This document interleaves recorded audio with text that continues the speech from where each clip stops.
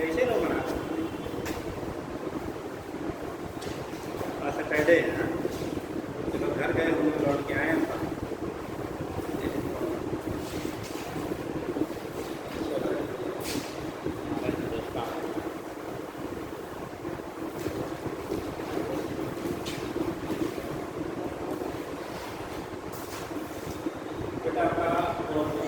Complete हो गया था।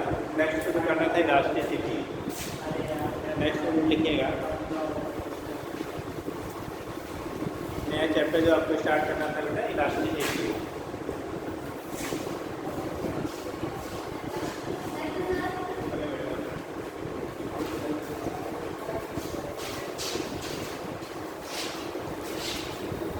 नेक्स्ट में लिखिएगा इलास्टिसिटी।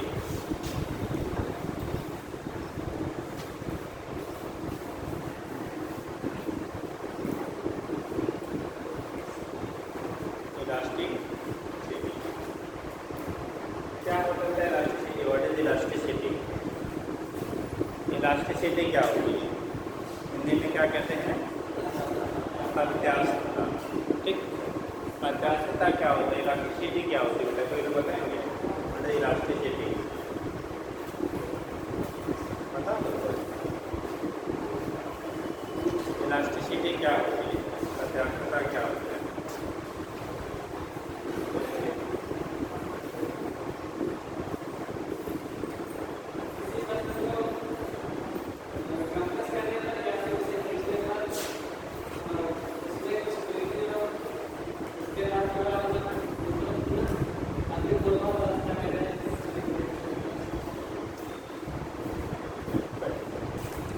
चलिए बताएं।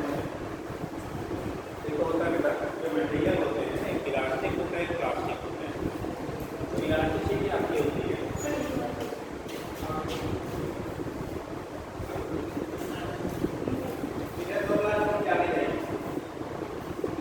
इलास्टिसिटी क्या होती है? The property of any material by virtue of which it opposes the क्या deforming force applied on it. Hindi में क्या लेते बेटा?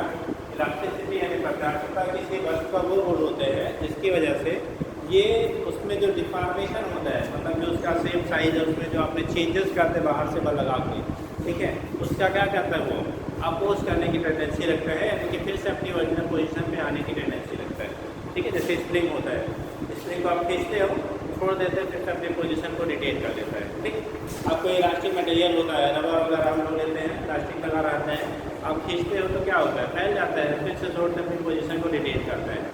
तो ये जो रिटेनिंग कैपेबिलिटी होती है, या कह लो जो अप्लाइड अपोज करते हैं, ठीक है, उसका अपोज करने की जो टेंडेंसी होती है मटेरियल में, उसी को हम काम देते हैं इलास्टिसिटी।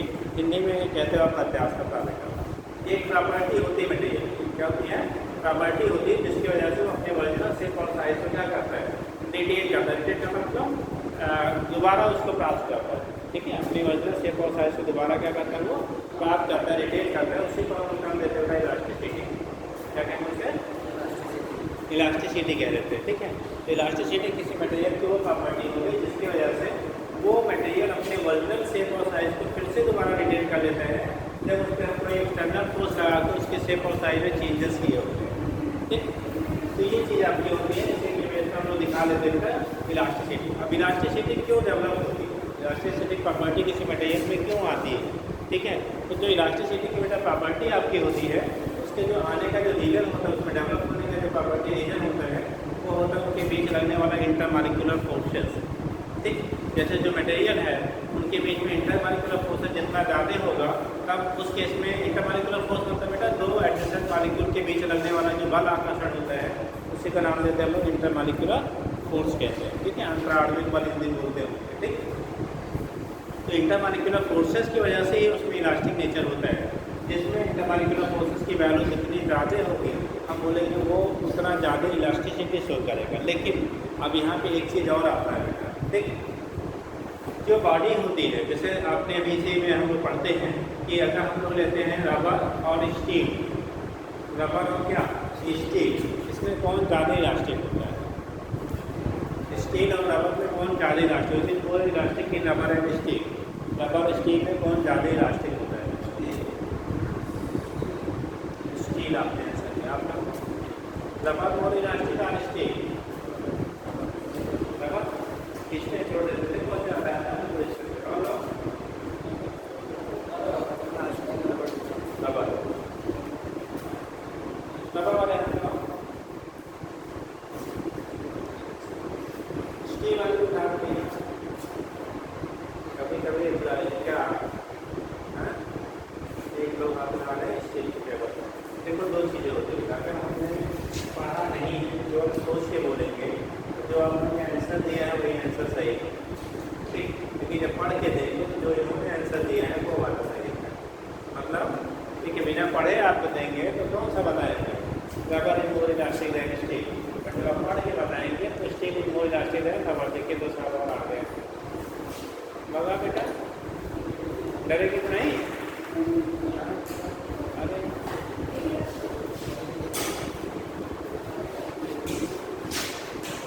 उससे ज़्यादा पूरी लग रही है। अब यहाँ ठंडा भी है, फैन भी मिल जाता है, सबको भी राहत मिलती है ना। सब देखो तो बोला क्या जाता है rubber is more elastic than steel, this is wrong statement. क्या है ये? Wrong statement. हमको लगता है ऐसा है कि हम लोग फोर्स अप्लाई करते हैं तो खींच जाता है, फिर छोड़ते हैं, फिर अपनी पोजीशन को मेंटेन कर देता है। बट जो इलास्टिसिटी को हम डिफाइन करते हैं, ठीक है, वो डिफाइन किया जाता है इट इज़ द अपोजिट या प्रॉपर्टी ऑफ एन ऑब्जेक्ट या मटेरियल, ठीक है। आप इसका डिफॉर्मिंग फोर्स, जो डिफॉर्मिंग फोर्स हम लोग लगाते हैं उसके अपोज करने की जो टेंडेंसी होती है, इसमें जितना ज़्यादा होगा हम बोलेंगे वो उतना ज़्यादा इलास्टिक है। जैसे एग्जाम्पल ले थोड़ा सा, अभी हम आपके बात आएगी। जैसे आपने कहा स्टील का एक रबर है, आपने स्टील को उतना ही फोर्स लगाया जितना रबर पे लगाया, तो रबर पे लगाएंगे तो वो डिफॉर्म हो जाएगा, ठीक है। लेकिन अगर फोर्स हटा रहे हैं तो वो फिर से अपने पोजीशन को मेंटेन कर लेगा। स्टील पे आप लगाओगे उतने फोर्स वो हिलेगा ही नहीं यार, तो इसका मतलब ऑलरेडी पहले से मेंटेन किया हुआ है ना। तो इसलिए हम लोग बोलते हैं उसमें अगर उतना सेम डिफॉर्मेशन स्टील वाले में करना है तो आपको मस्ट नो क्या फोर्स की रिक्वायरमेंट होगी कंपेरिजन टू क्या रबर बेटा, ठीक है। इसीलिए कहा जाता है steel is more elastic than rubber. अगर आपने किताब पढ़ा होगा जो भी राइटर है वहाँ पे स्टेटमेंट नीचे लिखा हुआ है, बोर्ड वाला किताब में भी लिखा हुआ है, ठीक है। लास्ट में यहाँ पे इलास्टिसिटी कंपेयर किया है तो आपको वहाँ पर लिखा है steel is more elastic than rubber, ठीक। बातें नहीं जी बेबियों, आप भी बोल रहे हैं कुछ इम्पोर्टेंट आ गया क्या? कब तो क्या बात कर रहे हैं रबर को इलास्टिक देन का मतलब होता है स्टील को इलास्टिक देन रबर।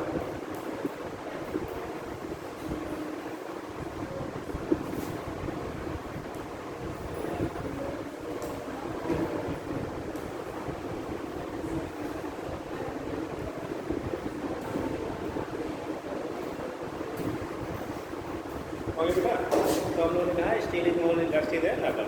अब काज क्या हो गया डेवलपमेंट का, वो हो गया आपका क्या इंटरमॉलिक्यूलर फोर्सेस, ठीक है।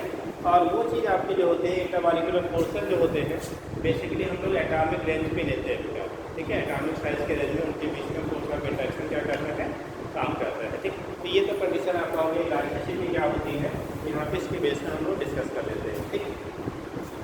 दूसरी चीज़ आपकी होती है अब कौन सा ज़्यादा इलास्टिक होगा कौन सा कम इलास्टिक होगा, कौन सा ज़्यादा इलास्टिक होगा और कौन सा क्या होगा कम इलास्टिक होगा। इसका मतलब जिसके अपनी ओरिजिनल पोजीशन को रिटेन करने की कैपेबिलिटी ज़्यादा होगी हम कहेंगे बेटा वो ज़्यादा इलास्टिक होगा, जिसमें रिटेन करने की कैपेबिलिटी कम होगी वो कम इलास्टिक होगा। लेकिन हर मटेरियल का पहले सुन लीजिए तब दिखाया जाएगा, हर मटेरियल का जो क्या होता है रिटेनिंग कैपेबिलिटी होती है एक लिमिट तक होती है। जैसे आप रबर ले लो, आप लोग एयर बैंड वगैरह लगाते होंगे तो जो बैंड आप लगाते हो बेटा उसको आप खींचते हो मतलब काटते हो, फिर से वो क्या होता है फिर निकालने अपनी पोजीशन को मेंटेन कर लेता है। लेकिन एक लिमिट से अगर ज़्यादा खींच लिया जाए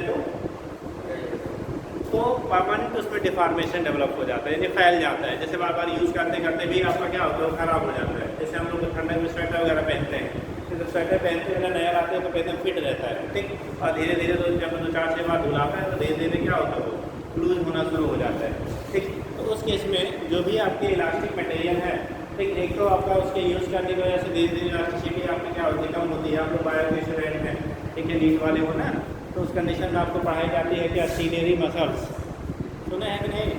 ये कहाँ पाया जाता है? नाक में, कान में, गले में, आँख में, हैं? नाक में।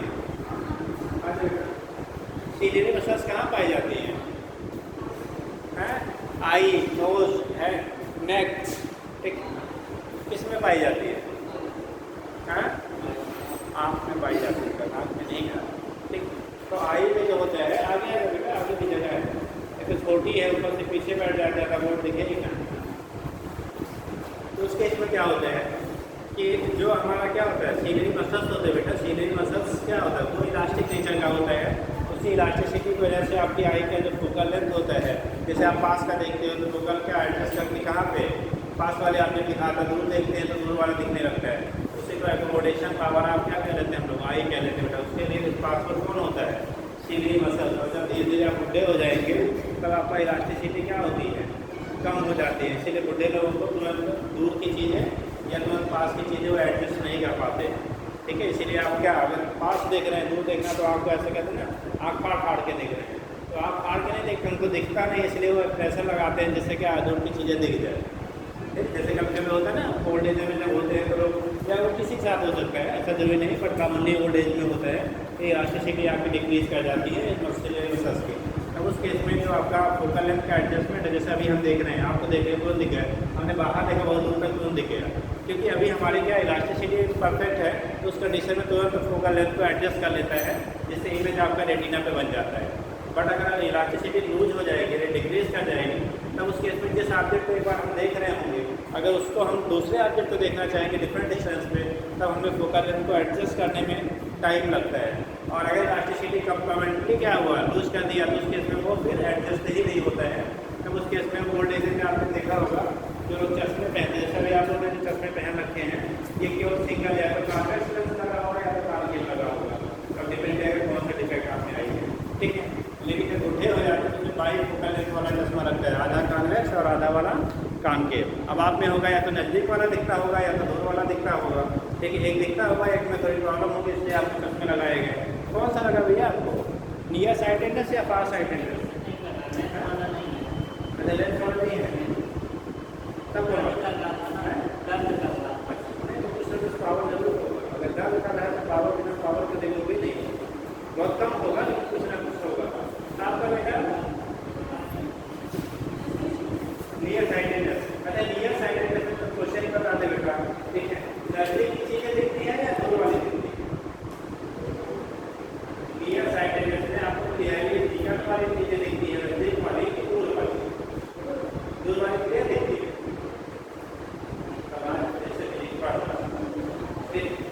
आपका चश्मा जो है नियर, जो यही यहाँ पे उल्टा होता है बेटा, जो साइटेडनेस होता है वो हमें दिखता है।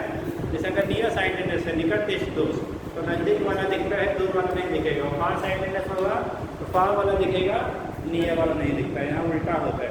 जैसे कहा चोर, पता लगे निकले महा ईमानदार, किंतु क्या महा ईमानदार निकले था चोर, ये उल्टा वाला होता है।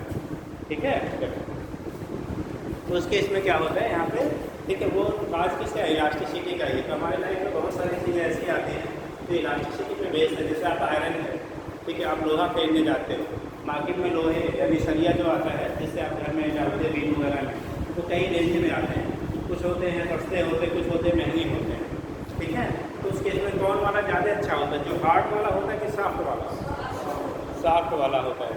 सॉफ्ट वाले क्या होता है बेटा, उसमें फ्लेक्सिबिलिटी होती है, अगर लोड पड़ेगा थोड़ा बहुत फ्लेक्सिबल होगा पर ग्राइंड नहीं करेगा।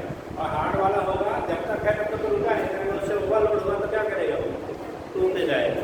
ठीक है, इसीलिए क्या होता है, जो सॉफ्ट वाला आयरन होता है उसका कास्ट ज़्यादा होता है, जो हार्ड वाला होता है उसका कास्ट क्या होता है, कम होता है। ठीक है, तो वो चीज़ें आपका उसी पर डिपेंड करता है, इलास्टिसिटी पे ही होता है। ठीक, हमारी बॉडी में भी ठीक है बहुत सारे आपके आर्गन हैं, सब कुछ। जैसे आप क्या है, आपके हार्ट है ना, हार्ट है कि नहीं है आपके पास? ठीक, तो उस केस में क्या होता है, ब्लड सर्कुलेशन होता है, पंपिंग होती है। ठीक है, तो वहाँ भी आपकी जो वाल्व है वो क्या है, उसकी क्या कपड़ी है, कैसे इलास्टिक है, तभी तो कपड़ा से फैलता और फूलता है। ठीक है, यानी किसी बोलता हुआ क्या होता है, फैलता है। आपने पढ़ा हुआ लब डब सुना है, ये कहाँ से साउंड जनरेट होती है, बायो कहाँ से? हार्ट की जो आपकी क्या होती है, वाल्व होती है, जब वो एक बार खुलती है बंद होती है तो वहाँ की साउंड आपकी होती है, फिर आपका बायोरेशन बढ़ाएंगे बाकी। ठीक, तो ये चीज़ें आपकी होती है, यहाँ से दिखा लेते बेटा हमको इलास्टिसिटी करने। हमारे लाइफ में रेगुलर क्या सभी चीज़ें हमारे यूज में आती हैं, बहुत सारा आपका क्या है, इसका इंपॉर्टेंट रोल है इलास्टिसिटी का। ठीक है, इसके बहुत सारे हमारे क्या है रोल हैं इलास्टिसिटी के अपने नेचर में। ठीक, फिलहाल यहाँ जो हमें यूज़ है, जितना आपके यहाँ है, जो सीखा जाना है वो हम लोग पढ़ लेते हैं। तो लिख लीजिए बेटा, चैप्टर डाला आपने क्या, इलास्टिसिटी। ठीक, चैप्टर क्या डाला आपने, इलास्टिसिटी। तो लिखिएगा। अब थोड़ा सा एक चीज़ और सुन लीजिए, तब हम बात करते हैं इलास्टिसिटी। इसको लिखने वाली चीज़ नहीं, पहले से समझिए। जैसे अभी हमने बोला इंटरमॉलिक्यूलर फोर्सेज, आपको समझाने में चला जाएगा। इंटरमॉलिक्यूलर फोर्सेज, जो इंटरमॉलिक्यूलर फोर्सेज है, बोला गया कि अगर इंटरमॉलिक्यूलर फोर्सेज लार्ज होंगे तो मॉलिक्यूल क्या होंगे, पास पास होंगे। भाई दो मॉलिक्यूल के बीच में अगर तीनों के तीन पेज पे बैठा है, एक यहाँ एक बीच और एक सबसे बीच में, बात आ रहा है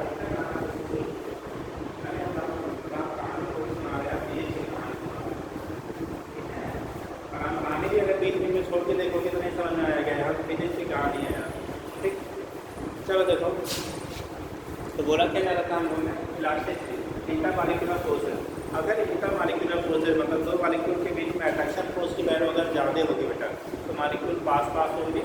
इंटरमॉलिक्यूलर फोर्सेज अगर कम है तो मॉलिक्यूल क्या होगी, दूर दूर होगी। और इसी इंटरमॉलिक्यूलर फोर्स के बेस पे हम लोग डिफाइन करते हैं जो मटेरियल होता है या मैटर है, उसके एग्जिस्टेंस को, इसको उसके एग्जिस्टेंस को, कि वो सॉलिड स्टेट में होगा, लिक्विड में होगा या गैसियस स्टेट में होगा। अगर इंटरमॉलिक्यूलर फोर्सेस की वैल्यू वेरी लार्ज है, ठीक है, बहुत ज़्यादा है, तो उस सब्सटेंस के जो मटेरियल जो होंगे उनका जो एग्जिस्टेंस होता है बेटा वो सॉलिड स्टेट में होता है।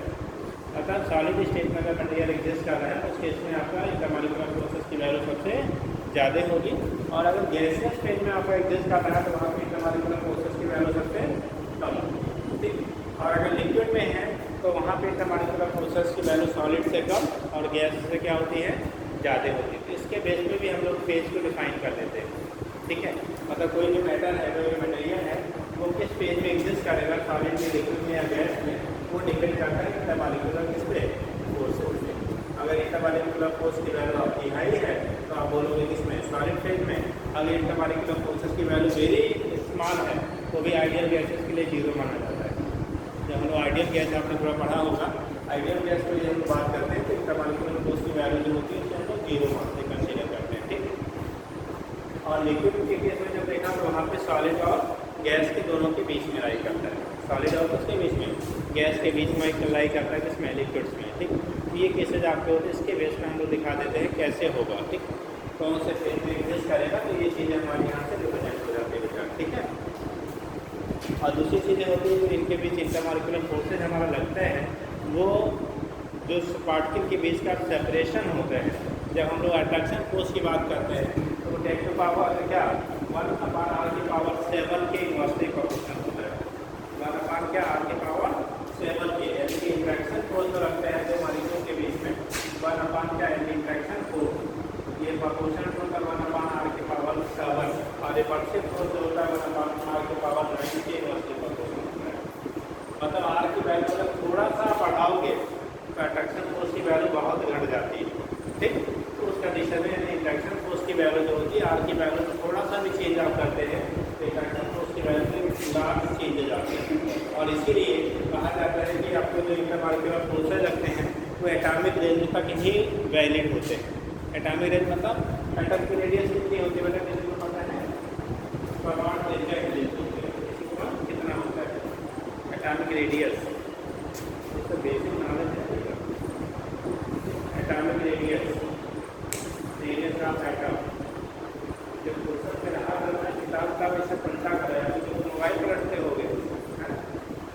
ठीक, सबसे आपको क्या अच्छा क्या दोस्त कौन होता है, अच्छी किताबें भी बहुत सारी होती हैं। ठीक, अगर आपने अच्छी किताबों का क्या किया, सिलेक्शन किया है, ठीक है, तो वो आपकी लाइफ का सबसे अच्छा क्या होता है, दोस्त होता है, और आपकी ज़िंदगी को सबसे अच्छी जगह तक पहुंचा देता है। और आपने अगर उल्टा वाला कर लिया, जैसे आजकल की डेट में उल्टा मतलब मोबाइल, ठीक, तो आपको कहाँ पहुंचा देगा कोई पता नहीं है। ठीक है, कल को मोबाइल रिचार्ज कराने के लिए भी पैसे नहीं रहेंगे। और अगर आपने किताबों के साथ दोस्ती कर लिया तो कल को पता नहीं कितने पैसे होंगे, कोई लिमिट नहीं होगा। आप देखो अपना छोटा सा साथ दोस्ती है, जो भी डॉक्टर पढ़े लिखे थोड़े ठीक ठाक हैं, पता नहीं कितना कमाते हैं, होता है ना, और भी चोरी से नहीं, इससे ईमानदारी से, मतलब कि रिस्पेक्ट आप, चाहे वो DM साहब जाए, चाहे SP साहब जाए, चाहे हम जाए, चाहे आप जाए, ठीक है, सब लोग बड़े रिक्वेस्ट से कहते हैं सर हमको देख लीजिए प्रॉब्लम है। हाँ कि कहते हैं देखो नहीं तो मार देंगे गोली, ऐसा बोलते हैं क्या? नहीं बोलते हैं ना। तो बड़े रिस्पेक्ट से बोलते हैं, वो भी खासकर अगर कोरोना जैसा कंडीशन आ गया है तो फिर भगवान है। हाँ? ठीक है, इसीलिए डॉक्टर को क्या बोलते थे, सेकेंड गॉड। यार कोई डॉक्टर जावा हो गया तो बात अलग है, ठीक। लेकिन अभी भी आपको क्या, अगर आप ईमानदारी से करते हैं तो आपको बहुत रिस्पेक्ट मिलता है और पैसा भी मिलता है, दोनों मिलता है। ठीक है, जैसे बहुत सारी चीज़ें हैं जहाँ पे रिस्पेक्ट है बट पैसा उतना नहीं है, और यहाँ पे आप जिसके लिए प्रिपरेशन कर रहे हैं ऐसा ऑक्यूपेशन है जहाँ आपको रिस्पेक्ट भी है और पैसा है। चाहे जितना बड़ा डाक हो, लेकिन जब आपको बीमार होता है ना तो डॉक्टर के पास जाता है, ठीक है, वो क्या दर बनाने वाले पास नहीं जाएगा ना, ठीक। तो उस कंडीशन में इसलिए आपको क्या, भविष्य के बहुत अच्छे इंसान बनने वाले हो बट उसके लिए क्या करना पड़ेगा, घूमना पड़ेगा ना, कि कब तक पढ़ने लगता है, क्या करना पड़ेगा, देखिए पढ़ेंगे क्या, हमें पढ़ना पड़ेगा, सेकंड वर्ड है, ठीक है। तो उस केस में इसलिए मेहनत से पढ़ लीजिए, पैसे भी मिलेंगे। अरे हम लोग भी गुड्डे उड्डे हो जाएंगे तो हो सकता है दिखाने उखाने में फीस लेंगे, चिंता मत कर, पक्का है। बिना फीस दिए हम जो स्टूडेंट अपने डॉक्टर हैं, फिर अगस्तिन तो कोई आया नहीं, सब जितने डॉक्टर हुए सब पता नहीं कोई लखनऊ शिफ्ट हो गया, कोई कहीं शिफ्ट हो गया, एक आठ है तो देख लो जो पोस्टिंग बस्ती जिले में आस पास में हुई है, ठीक है। तो किसी होम डिस्ट्रिक्ट में पोस्टिंग होती नहीं है, तो सराउंडिंग में जैसे सिद्धार्थ नगर हो गया, इधर आपका क्या सतदेवी नगर हो गया, तो कुछ पोस्टिंग इधर वही है, ठीक है। तो वो भी हैं, वो वही हैं। कभी कभी यह है कि किसी को फ़ोन कर दिया जाता है तो कोई प्रॉब्लम रहती है, वो दवा लिख के बता देता है, ठीक। तो वो चीज़ें हैं, बस उसके लिए मेहनत करनी पड़ती है। जो मेहनत करता है उसका हो जाता है, ठीक है। जो भी मेहनत ईमानदारी से करता है, टाइम लग सकते हैं। टाइम इन द सेंस ये होता है बेटा कि आज के प्रिपरेशन के पैटर्न बहुत अलग हो गए हैं। बहुत सारे बच्चे आप देखो 9th से तैयारी शुरू करता है, कोई 11th से शुरू करता है, कोई 12th पास होने के बाद करता है, कोई 12th पास होकर ग्रेजुएशन कर लेता है, उसके बाद सोचता है। तो आप जितना लेट में शुरू करेंगे उतना आपको समय क्या होगा, ज़्यादा देना पड़ेगा। या जो आप मान लो 11th से कर रहे हैं, 9th से कर रहे हैं, आप उतना मेहनत कर रहे हैं जितना पहले किया है तो 3 साल में उतना आप 1 साल में कर लो यार, तो भी हो जाएगा, ठीक है। और वो डिपेंड आपको करता है आप कितना कर लेते हैं, ठीक।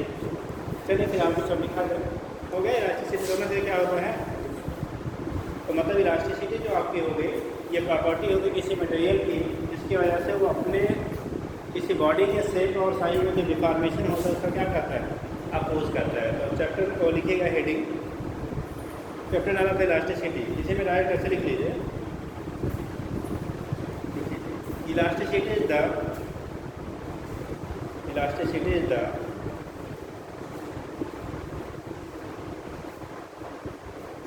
property of matter. Elasticity is the property of matter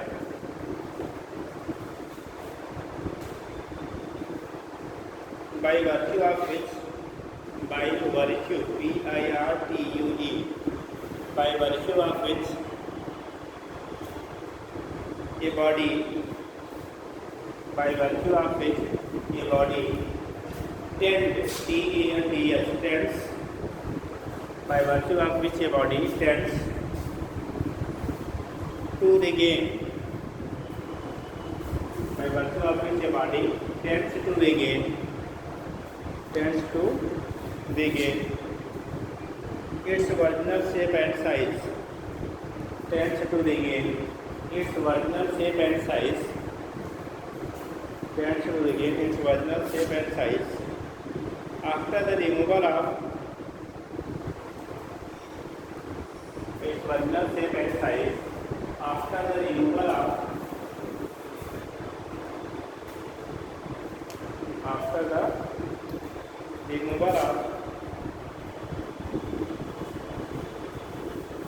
after the removal of deforming force, after the removal of deforming force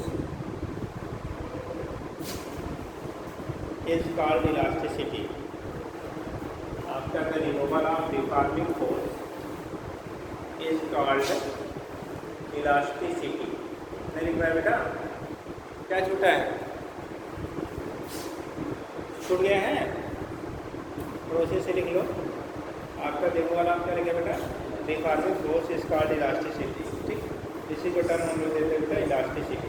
अब प्लास्टिसिटी क्या होगी बेटा, what is plasticity, plastic material किसे कहेंगे, प्लास्टिक मटेरियल किसे कहते हैं? तो जैसे इलास्टिक मटेरियल की हम लोगों ने कहा कि ऐसा मटेरियल जिसमें डिफॉर्मिंग फोर्स लगाने पे डिफॉर्मेशन हो रहा है लेकिन उसको हटा लेने पे से अपनी पोजीशन क्या कर लेता है, रिटेन कर ले रहा है, तो उसे हम लोगों ने कहा इलास्टिक मटेरियल। और उसकी जो प्रॉपर्टी होती है उसी को इलास्टिसिटी कहा। सेम इसी का उल्टा कर लो, प्लास्टिसिटी मतलब जिसमें डिफॉर्मिंग फोर्स अगर वाटर लगाया जाए तो इसे वो अपने ओरिजिनल शेप और साइज को रिटेन ना कर पाए, मतलब बिल्कुल उसको रिटेन करने की क्या टेंडेंसी ना हो, उसे हम लोग प्लास्टिक मटेरियल कहते हैं। उसकी प्रॉपर्टी को प्लास्टिसिटी कहते हैं। ठीक, इलास्टिसिटी हो गया रिटेनिंग टेंडेंसी, और प्लास्टिसिटी हो जाएगी नॉन रिटेन टेंडेंसी, मतलब वो रिटेन ना करे। वैसे नेचर में कोई भी मटेरियल कम्प्लीटली ना तो प्लास्टिक होता है ना ही कम्प्लीटली इलास्टिक होता है। नेचर में जितने भी मटेरियल पाया जाता है बेटा, ना तो कोई उसमें से इलास्टिक होगा ना ही कोई उसमें से प्लास्टिक होगा। ठीक है, नेचर में जितने भी मटेरियल पाए जाते हैं उनमें से कोई भी ना तो कम्प्लीटली प्लास्टिक है और ना ही कोई कम्प्लीटली इलास्टिक होता है। ठीक है, बट जो वेट सॉयल होता है, गीली मिट्टी, उसे कंसीडर किया जाता है क्या प्लास्टिक मटेरियल। और जो आपका क्या होता है, हाँ वो भी उसी करेक्ट आता है प्लास्टिक में। ठीक है, इलास्टिक का वही एग्जाम्पल बताइए, इलास्टिक मटेरियल, हाँ हाथी के दांत सुने हैं, ठीक है, और भी कंसीडर किया जाता है। बट अब कोई भी परफेक्टली जो है ना तो इलास्टिक होता है बेटा, ना ही कोई परफेक्टली क्या होता है प्लास्टिक होता है। ठीक, तो अब दो इसी के बेस पे इलास्टिसिटी की क्या कितना उसमें टेंडेंसी है उसके बेस पे बांट लेते उसे perfectly elastic and perfectly plastic में। जैसे कि इलास्टिक हो गया, दूसरा प्लास्टिक हो गया, फिर एक होगा परफेक्टली इलास्टिक और परफेक्टली प्लास्टिक। परफेक्टली इलास्टिक का मतलब बेटा अगर डिफॉर्मिंग फोर्स आपने रिमूव कर दिया तो एक्चुअल में जो उसकी शेप और साइज थी कम्प्लीटली अगर रिमूव रिटेन कर लेता है पूरा, तब उसे हम परफेक्टली क्या कहेंगे, इलास्टिक कहेंगे। और अगर जरा सा भी नहीं कर पाता है तो उसे परफेक्टली प्लास्टिक कहेंगे। ठीक है, जैसे इलास्टिसिटी आपने कहा कि अगर उसमें रिटेनिंग टेंडेंसी पाई जा रही है तो हम उसे कहेंगे इलास्टिक है। ठीक, और रिटेनिंग टेंडेंसी नहीं पाई जा रही तो उसे हम कहेंगे प्लास्टिक है। बट अगर वो कम्प्लीटली रिटेन कर लेता है तो उसे कहेंगे कैसा, परफेक्टली इलास्टिक। और जरा सा भी रिटेन नहीं कर रहा तो परफेक्टली प्लास्टिक कह लेते हैं। ठीक है, मतलब शेप और साइज को रिटेन करने की टेंडेंसी के बेस पे या पावर के बेस पे हम उसे इलास्टिक या प्लास्टिक नाम देते हैं। तो इलास्टिक होगा या प्लास्टिक होगा उसी के बेस पर हम लोग उसका नाम देते हैं। हो जाएगा। तो ये तो कंडीशन आपकी होगी, यहाँ से हम रिप्रेजेंट कर लेते हैं कौन सा परफेक्टली इलास्टिक होगा, कौन सा परफेक्टली क्या होगा प्लास्टिक होगा। ठीक, अब इसी इलास्टिसिटी को डिस्कस करने के लिए आगे हेडिंग करिएगा, एक चीज़ और सुन लीजिए, फिर आगे केमिस्ट्री में पढ़ेंगे। आपको केमिस्ट्री पढ़ाया जाएगा बेटा सॉलिड स्टेट, सिलेबस में आपका आता है सॉलिड स्टेट, पढ़ा है सब लोगों ने, पढ़ा है। अब तो यूपी बोर्ड में आ गया, पहले पुराने ज़माने में यूपी बोर्ड में नहीं हुआ करता था। ठीक है, आज की डेट में तो यूपी बोर्ड में भी है, क्योंकि एनसीईआरटी है तो वही है, एनसीईआरटी नहीं था तभी यूपी बोर्ड के बुकों में कई साल पहले ही आ गया था। लेकिन आपके पापा के ज़माने में तब नहीं हुआ करता था। पापा सोचना वो लोग क्या सॉलिड स्टेट यूपी बोर्ड में नहीं पढ़े थे, तब नहीं हुआ करता था। ठीक है, तब वो ग्रेजुएशन में जाके पढ़ते थे। ठीक है, तो इस केस में क्या होगा बेटा, यहाँ पे जो कंडीशन होता है, ठीक है, सॉलिड जो होता है उसे दो कैटेगरी में बांटते हैं, एक होता है क्रिस्टलाइन सॉलिड और एक होता है अमारफस सॉलिड। एक क्रिस्टलाइन है बेटा, दूसरा क्या है अमारफस है। ठीक है, तो क्रिस्टलाइन किसे कहते हैं, अमारफस किसे कहते हैं, देख कैसे होगा बेटा, वही तुझे कैसे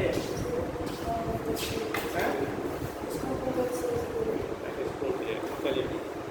तो उस केस में एक इलास्टिक होता है बेटा, दूसरा क्या होता है आपका प्लास्टिक होता है, सर इलास्टिक कहते हैं। एक क्रिस्टलाइन होता है, दूसरा अमारफस होता है। कितने लोगों को पता है क्रिस्टलाइन सॉलिड किसे कहते हैं, अमारफस सॉलिड किसे कहते हैं। और एक crystalline solid and amorphous solid, एक क्रिस्टलाइन होता है दूसरा अमारफस होता है। तो किसे क्रिस्टलाइन कहते हैं और किसे अमारफस कहते हैं, उस आइडिया है। और crystalline solid and amorphous solid, crystalline किसे कहेंगे और अमारफस किसे कहेंगे, ठीक है, बताओ क्रिस्टलाइन सॉलिड किसे कहेंगे, अमारफस सॉलिड किसे कहेंगे।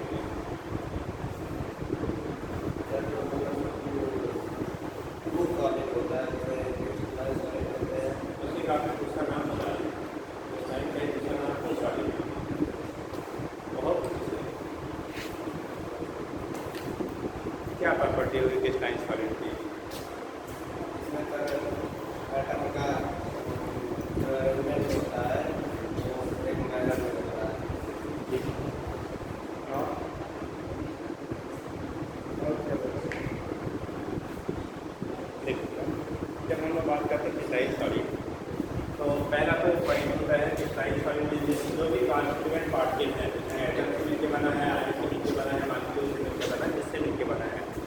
डिफिनिट पैटर्न में क्या होते हैं, अरेंज होते हैं, मतलब उनके अरेंजमेंट का पैटर्न एक डिफिनिट होता है। और जब अमॉर्फस सॉलिड की हम बात करते हैं तो वहाँ पे आपका कोई डिफिनिट पैटर्न नहीं होता है, कोई भी डिफिनिट पैटर्न नहीं होता है, ठीक है। इनके क्या इरेगुलर पैटर्न में जुड़े होते हैं। एक बेस्ट एग्जाम्पल हम आपको बताते हैं, जैसे ये घर बना है, मतलब बिल्डिंग बनी हुई है, और क्लासरूम बना हुआ है, इसमें जो ब्रिक्स है, ईंट है, उनको इनको डिफरेंट पैटर्न में रखा गया, तो एक इसमें स्टेबिलिटी आ गई, ठीक है। क्या आ गई, स्टेबिलिटी आ गई। यहाँ से किसी कहीं से भी अगर एक ईंट आपको निकालने हो तो उतना ही मुश्किल होगा जितना नीचे वाला निकालना, उतना ही ऊपर वाला, उतना ही बीच वाला, ठीक, क्योंकि इनमें इंट्रैक्शन फोर्स सभी तरफ से क्या लग रहा है, बराबर लग रहा है बेटा। लेकिन जब हम लोग अमॉर्फस सॉलिड की बात करते हैं, अमॉर्फस सॉलिड से पलट डालिए, ट्रक से ले आए, इनको ऐसे पलट दिया, जब पलट देंगे तो क्या होगा, वहाँ पे ऊपर वाला जो लेयर होगा सबसे आसानी से निकल जाएगा, नीचे वाला जो लेयर होगा क्या होगा, मुश्किल से निकलेगा। जबकि यहाँ पे सभी लेयर को निकालना क्या है, जब बन गया तो उतना ही टिपिकल, ठीक, मतलब अरेंजमेंट कैसा है, प्रॉपर है, वहाँ पे कोई डिफरेंट अरेंजमेंट नहीं होता है, मॉलिक्यूल सीधा उधर जैसे मर्जी वैसे, ठीक है। डिस्टर्ब ऑर्डर में क्या होते हैं, बड़े होते हैं। दूसरी चीज़ होती है जो क्रिस्टलाइन सॉलिड होता है बेटा, इनकी मेल्टिंग और बॉइलिंग पॉइंट वो 7 रेंज का होता है। मेल्टिंग और बॉइलिंग पॉइंट कैसे होते हैं आपके, 7 रेंज के होते हैं, डिफरेंट उनका मेल्टिंग और बॉइलिंग पॉइंट होते हैं। जो भी मेल्टिंग बॉइलिंग पॉइंट दिया रहेगा उसी टेम्परेचर पर पूरा मटेरियल मेल्ट कर जाएगा या बॉयल हो जाएगा। जैसे कहा जाए कोई भी मटेरियल लेते हैं, अगर वो क्रिस्टलाइन सॉलिड है, अगर उसकी मेल्टिंग पॉइंट 1000 डिग्री सेंटीग्रेड दिया गया है, तो वो 1000 डिग्री सेंटीग्रेड पे अगर कोई प्रॉब्लम उसमें नहीं है तो पूरा का पूरा वो मेल्ट कर जाता है, ठीक।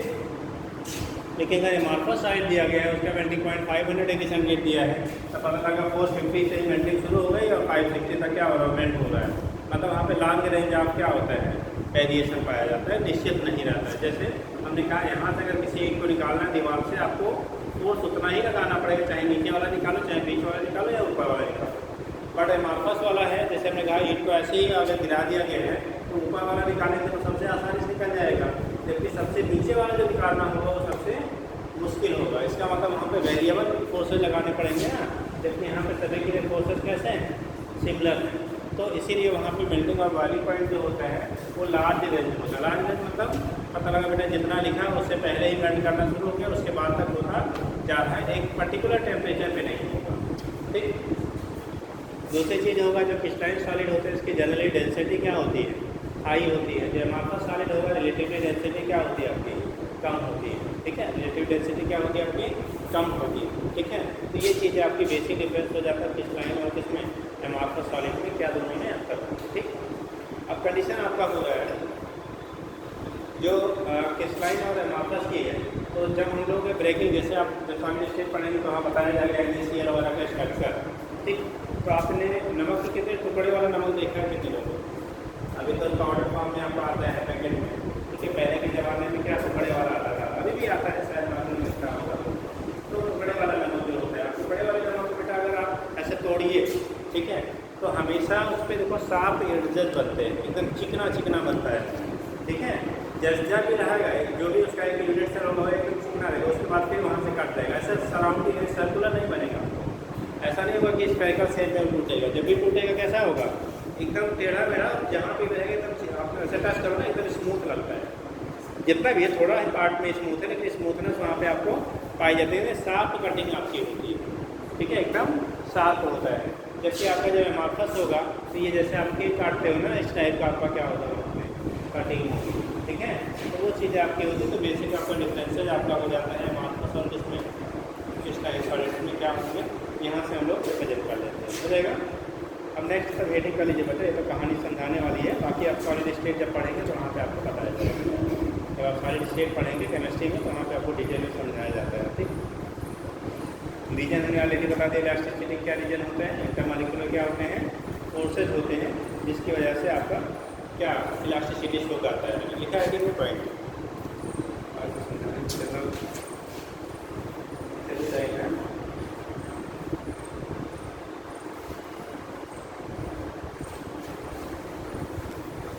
तो लिख लीजिएगा वहीं पे।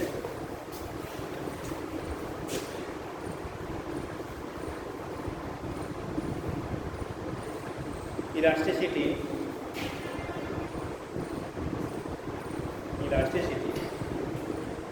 is developed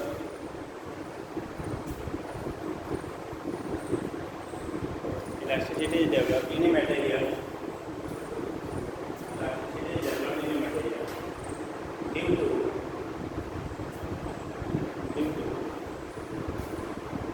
intermolecular forces.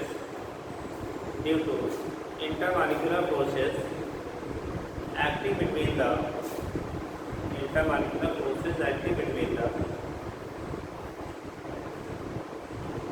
atoms or molecules or ions of material. Atoms or molecules or ions का जिससे क्यों बना हुआ है मटेरियल.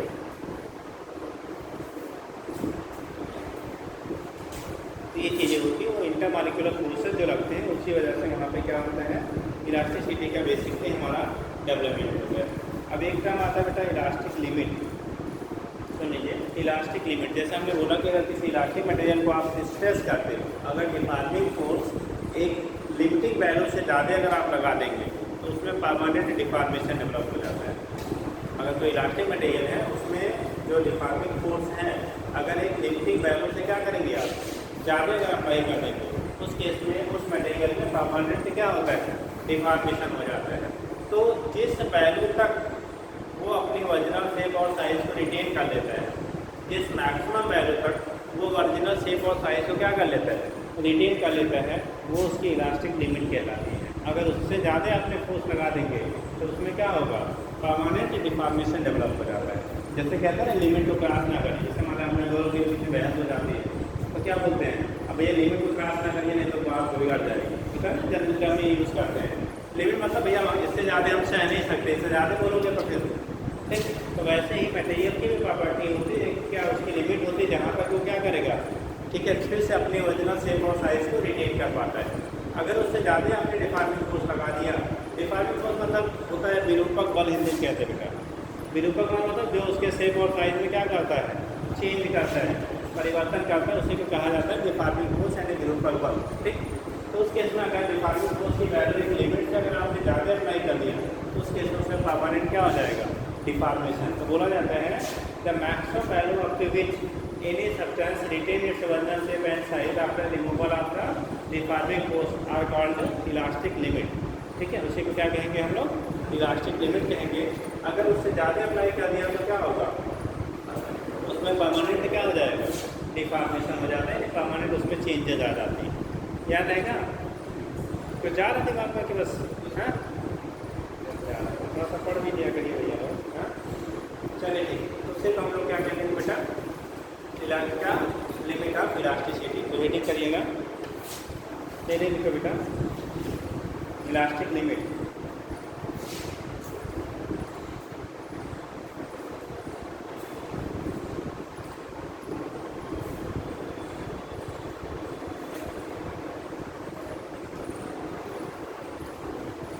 बोला जाए इलास्टिक लिमिट ठीक है. The maximum deforming force elastic limit लिखो बेटा इसमें the maximum deforming force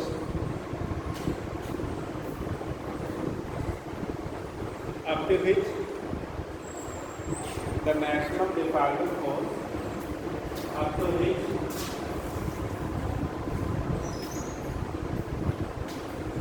the maximum deforming force up to which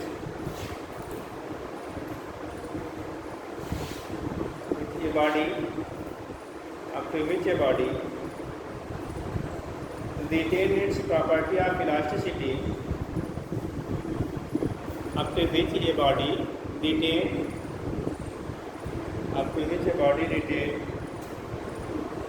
its property of elasticity is called retains property of elasticity is called elastic limit of the material of body is called elastic limit of material of body is called elastic limit of material of body.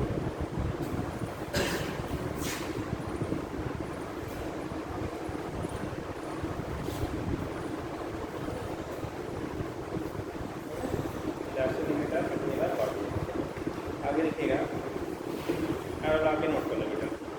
तो elastic limit होता है बेटा ये किसी body की property होती है. जबकि इलास्टिसिटी किसी मटेरियल की प्रॉपर्टी होती है। अब आप लोग को समझाते हैं, देखिएगा। Elastic limit is property of body, elastic limit is property of body, whereas elasticity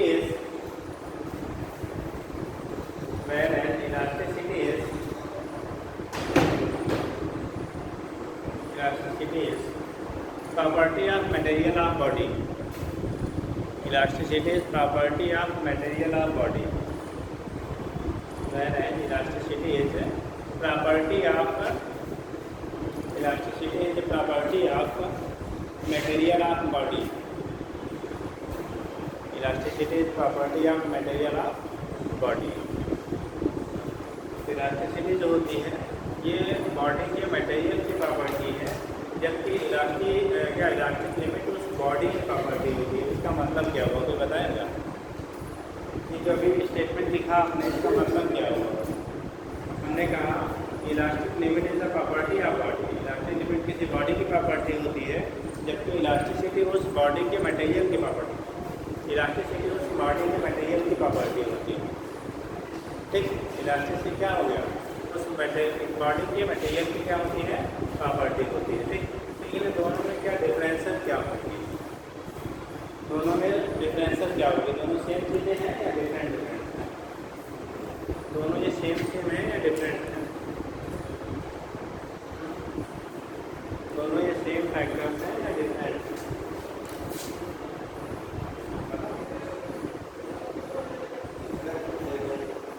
क्या कहने का मतलब क्या है?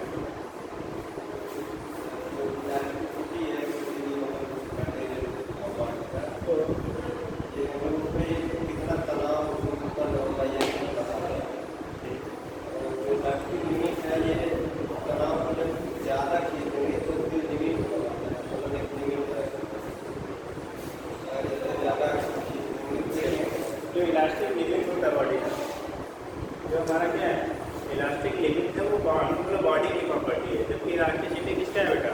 मटेरियल की प्रॉपर्टी है। इसका मतलब ये हो गया, जैसे मान लो हम इसी को लेते हैं, किसी इलास्टिक मटेरियल का ये बना हुआ है, ठीक, एक का थिकनेस कम है, दूसरे का ज़्यादा है बेटा, तो इसकी लिमिट होगी। अगर हम सेम लोड अप्लाई करें तो बहुत ज़्यादा फैलेगा ये वाला।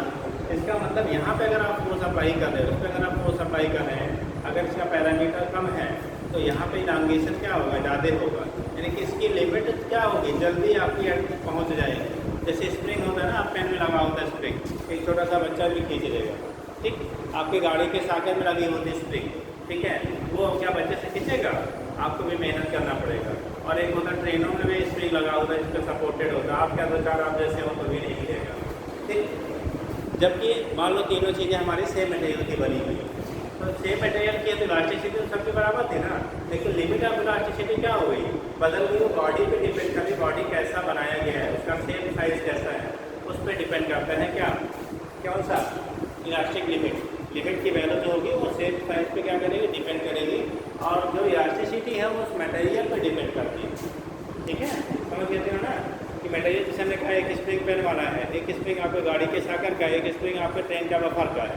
ठीक, तीनों सेम मटेरियल के बनाए गए हैं। पेन आप सीधे से उंगली से दबा देते दब जाता है, गाड़ी में बैठते तब जाके साकर में ही क्या होता है, जब तक उंगली रखोगे तब जाएगा, होता है ना। और जबकि ट्रेन पे क्या आप जैसे पता नहीं कितने बैठते तब जाके थोड़ा बहुत वो क्या होता है, फ्लक्चुएट होता है। तो कंडीशन क्या हो रहा है, यानी कि मटेरियल अगर सेम कंसीडर किया गया तो लिमिट ऑफ इलास्टिसिटी सबसे ज़्यादा किसकी है? स्ट्रेन वाले जो अपने स्प्रिंग सिस्टम उसमें लगा हुआ है। और सबसे कम किसकी है? जो आपका पेन है, इसको 2 पीछे से खींच लीजिए तो फैल जाएगा, जबकि वहाँ पे आपको फैलाने के लिए क्या करना पड़ेगा? ठीक है, आपका नॉर्मली वो पॉसिबल नहीं है। तो ये चीज़ें आपकी होती है कि लिमिट जो आपका है वो बॉडी पे डिपेंड कर रहा है। यही 2 चीज़ें ना, अगर उसी मटेरियल के इतना पतला बनाया, इतना मोटा बनाया, तो किसको आसान होगा खींचना? इस वाले को। इसका मतलब इसकी लिमिट क्या होगी? कम होगी। और इसकी लिमिट क्या होगी? ज़्यादा होगी। यहाँ पे हमें क्या स्ट्रेस करने के लिए ज़्यादा फोर्स की जरूरत पड़ेगी, जबकि यहाँ पे स्ट्रेस करने के लिए हमें क्या होगा? कम फोर्स की रिक्वायरमेंट होगी। तो दोनों हमारा कैसा हो गया? मटेरियल तो सेम है, बट आपका कैसा है? लिमिट दोनों की कैसी है? अलग अलग। जबकि इलास्टिसिटी दोनों क्या रहेगी? सेम रहेगी। अगर सेम मटेरियल का बना हुआ है तो क्या रहेगा? इलास्टिसिटी जो प्रॉपर्टी है वो दोनों में सेम है, बट लिमिट दोनों की अलग अलग होगी। समझ गया? तो ये चीज़ें आपकी होती है, दोनों में यहाँ से हम डिस्टिंग्विश कर लेते हैं क्या होगा लिमिट ऑफ इलास्टिसिटी और क्या होता है हमारा क्या इलास्टिक प्रॉपर्टी। ठीक, आगे लिखेगा तो ये समझ गया। नेक्स्ट देखो elastic fatigue, ELASTIC elastic fatigue, FATIGUE elastic fatigue, FATIGUE elastic fatigue. Bio में बड़ा काम आता फैटिग, फैटिग सुना है क्या? नहीं सुना? फैटिग क्या होता है? इलास्टिक फैटिग क्या होता है? इलास्टिक फैटिग क्या होता है? ये चैप्टर का आधा पोर्शन तो आपको बायो से रिलेटेड है यार। इलास्टिक फैटिग क्या होता है?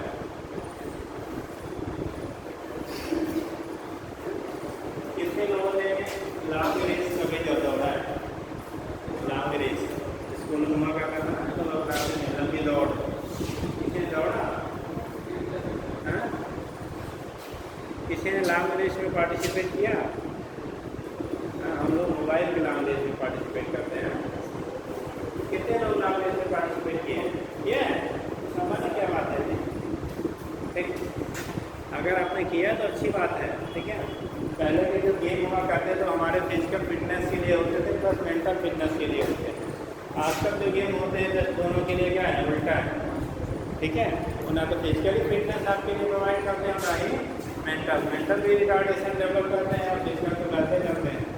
ठीक है, मोबाइल के बैठे रहो तो आप नहीं बोलो खराब होगा।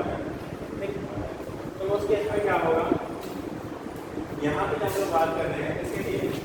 ठीक है, फिर फैटिग की बात कर रहे हैं। तो इलास्टिक फैटिग का मतलब होता है बेटा जो इलास्टिक मटेरियल होता है अगर बार बार उसको हम कंटिन्यूसली स्ट्रेच और कंप्रेस करते हैं तो धीरे धीरे उसकी इलास्टिसिटी क्या होती है, लूज हो जाती है, घट जाती है। ठीक है, तो उसी को हम लोग क्या कहते हैं, इलास्टिक फैटिग। जैसे हमने लॉन्ग रेस की बात उसने किया, फिर अगर आप दौड़ते हो, ठीक, जैसे जो लॉन्ग रेस में पार्टिसिपेट करते हैं तो वो ऐसा नहीं आज खाया पिया और दौड़ लिया तो एक बार 4 किलोमीटर दौड़ लेंगे। ठीक है, ऐसा पॉसिबल नहीं होता है। ठीक, आप अगर दौड़िए कुछ दूर से बड़ी तेज़ी से दौड़ेंगे पहले दिन, लेकिन उसके बाद ये पैरों में क्या होता है, जैसे लगता है यहाँ पे जाम हो गया, फिक्स होने लगता है, मूवमेंट बंद हो जाता है।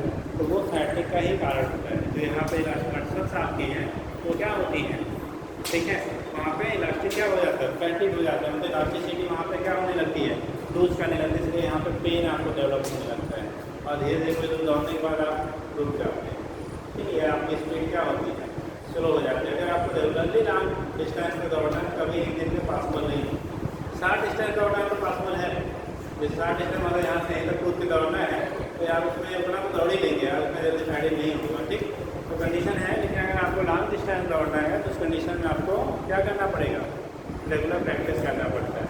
इसीलिए पहले तो दौड़ते हैं पतला 500 मीटर से अगले दिन 600 मीटर भी बढ़ाते लोग क्या किलोमीटर तक पहुँचते हैं। ठीक है, इनकी पहले दिन जगह और 4 बजे निकले और आप 8 किलोमीटर दौड़ रहे हैं। तो वो चीज़ें जो आपकी होती है उसी की वजह से जहाँ पे भी जो ऐसे जॉब है जहाँ पे दौड़ने की जरूरत होती है तो हम क्या करते हैं, वहाँ पर फिजिकल फिटनेस भी देखी जाती है। ठीक है, मतलब पुलिस वाले हो गए और क्या चोर ने दौड़ा लिया, मतलब भाग ही ना पाए, मार खा गए हैं, या कि उनको दौड़ाना है तो क्या उनको पहले भाग लिया, पुलिस वाले साथ में पीछे ला रहे हैं।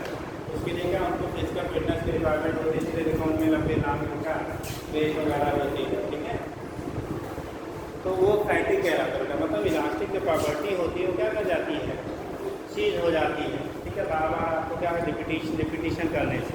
ठीक है, तो उसी को इलास्टिक फैटिग कहते हैं। तो लिख लीजिएगा इलास्टिक फैटिग। लेकिन ये टेम्परेरी लॉस होता है। टेम्परेरी का मतलब क्या, आप थोड़ी देर रुक जाते हैं उसके बाद फिर से आपको रेस्ट कर लेते हैं तो फिर क्या होता है, ठीक है, आप दौड़ना शुरू कर देते हैं। ठीक, आपकी बॉडी में बायोलॉजी के टर्म में आप शायद उसमें लैक्टिक एसिड क्या बन जाता है, लैक्टिक एसिड बन जाता है, इसलिए आपका क्या होता है वहाँ पे जो मूवमेंट होता है वो ब्लॉक करने लगता है। ठीक है, और जब फिर से आपका थोड़ी देर रेस्पायरेशन का उसको मिल जाता है, ऑक्सीडाइज हो जाता है तो फिर से आप दौड़ना शुरू कर देते हैं। ठीक, तो थोड़ा सा उसको भी क्या करिए, देखिए इलास्टिक फैटिग देखिए the temporary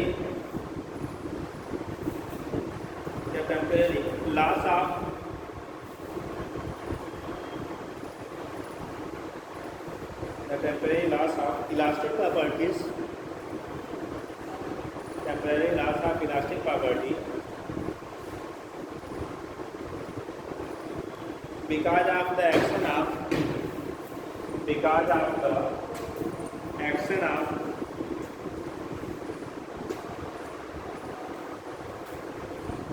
because of the action of किसके एक्शन की वजह से repeated REPEATED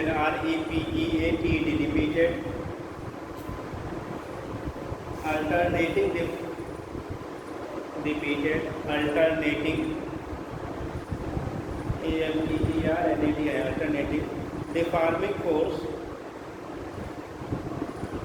alternating deforming force is called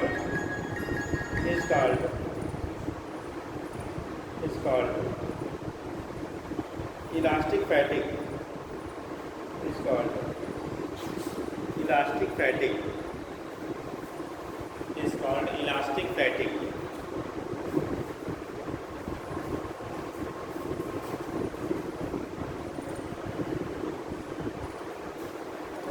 Elastic fatigue.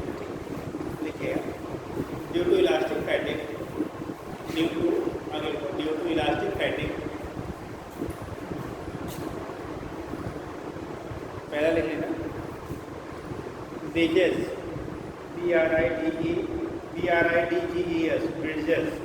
अब सुन लो सभी का जो पुल होते हैं जो ब्रिज बनाए जाते हैं उनकी एक एज रहती है बेटा। उस एज के बाद फिर उसको क्या कर दिया जाता है बैन कर दिया जाता है कि वो यूज़ के लिए अनफिट हो जाता है। ठीक है रीजन क्या होता है कि हर मटेरियल जो वहाँ यूज़ होता है उसकी एक क्या होती है लाइफ होती है जहाँ तक इलास्टिसिटी उसकी मेंटेन होती है। अगर उससे ज़्यादा वो पास आउट हो गया है उस एज को क्या कर गया पास कर गया है तो उस केस में अगर आप हैवी लोड देते हैं तो उसके ब्रेक होने के क्या हो जाते हैं चांसेस हो जाते हैं। इसीलिए जो ब्रिजेज वगैरह होते हैं वहाँ पे डिक्लेयर कर दिया जाता है क्या कितने टाइम के बाद फिर आपको उसको यूज़ नहीं कर सकते हैं। जैसे अभी आप 4 साल 4-5 साल हो गए आपको अमहट का पुल शायद उसमें आपको पता हो जो लोग यहाँ से बिलोंग करते हैं आगे अमहट पड़ता है ना अमहट का जो पुराना ब्रिज था वो टूट गया था फिर जो बहुत पहले डिक्लेयर हो गया था अनसेफ और हैवी लोड। ठीक अनसेफ और क्या हैवी लोड उसके बाद हमारा हिंदुस्तान क्या करता है तो दौड़ाता रहता है। ठीक है तो कोई लोडेड ट्रक लेके आया उसके बाद फिर क्या हुआ उससे भी निकल लिया मतलब बच गया था वो। लेकिन ये है कि टूट गया पूरा ब्रिज। तो रीजन आपका वही होता है बेटा कि जब एक एज के बाद उसकी इलास्टिसिटी क्या होती है कम हो जाती है ख़त्म हो जाती है तो उस कंडीशन में अगर हैवी लोड जाएगा वो बियर नहीं कर पाएगा तो क्या करेगा ब्रेक हो जाता है। तो उसी तरह से जो ब्रिजेज आपके होते हैं उनको क्या कर दिया जाता है अनसेफ डिक्लेयर कर दिया जाता है। इसी तरह से हम लोग लेते हैं क्या जैसे वायर है अगर वायर को बार बार आप कंप्रेस बैठिए ऐसे वायर ले लीजिए और बार बार ऐसे ऐसे देखिए करिए तो टूट जाता है। अब घर पे बैठ कर क्या करते हैं वायर ले लीजिए बार बार क्या इधर उधर आप करिए तो धीरे धीरे हीट होकर क्या होता है टूट जाता है। इसका तो उसकी जब हीटिंग होती है तो इलास्टिसिटी क्या कर जाता है रिड्यूस कर जाता है। उससे इलास्टिसिटी रिड्यूस होने की वजह से वो क्या करता है ब्रेक कर जाता है। हो जाएगा आपका लिखा है सर जी आ गए हैं। ठीक चलिए जल्दी से अगर पानी पिए आप सब तो पानी पी के आइए।